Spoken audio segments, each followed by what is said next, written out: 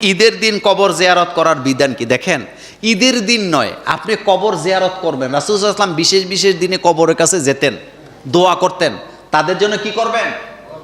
ঈদের দিন যাবেন, কবরের কাছে যাবেন। কবরের কাছে যাবেন, কবরবাসী থেকে কিছু চাইবেন না, কবরবাসীদেরকে দেওয়ার জন্য যাবেন। কবর জিয়ারত করবেন, প্রথমে চিন্তা থাকবে কবরের কাছে গেলে আখেরাতের কথা মনে হয়। আমার বাপ, আমার মা, আমার দাদা, আমার দাদি, তারাও দুনিয়াতে কি ছিল, এখন তারা কোথায়? এটা আখেরাতের কথা। কবর, রাসূল সাল্লাল্লাহু আলাইহি ওয়াসাল্লাম বলছেন তোমরা কবরের কাছে যাবা, কারণ কবরের কাছে গেলে কিসের কথা মনে হয়?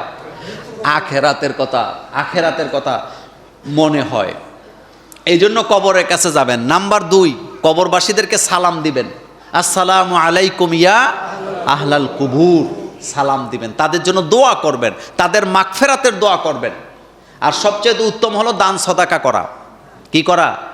রাসূল সাল্লাল্লাহু আলাইহি ওয়াসাল্লামকে প্রশ্ন করা হলো, রাসূল আমার মা বাবা কবরে আছে, আমি কি করলে আমার আব্বা আম্মা কবরের আযাব থেকে মুক্তি পাবে বা তারা ক্ষমা পাবেন? আল্লাহ রাসূল বললেন, তুমি যদি দান করো তোমার মা বাপের কবর আযাব বন্ধ হয়ে যাবে। এই যে আপনি নামাজ পড়েন, আপনার মা বাপের কোনো উপকার হবে না। আপনি যে হজ করছেন, আপনার মা বাপের কোনো উপকার এই আমল দ্বারা হবে না। কিন্তু আপনি যদি দান করেন, রাসূল বলছে দানের সাথে সাথে মা বাপের কবর আযাব বন্ধ।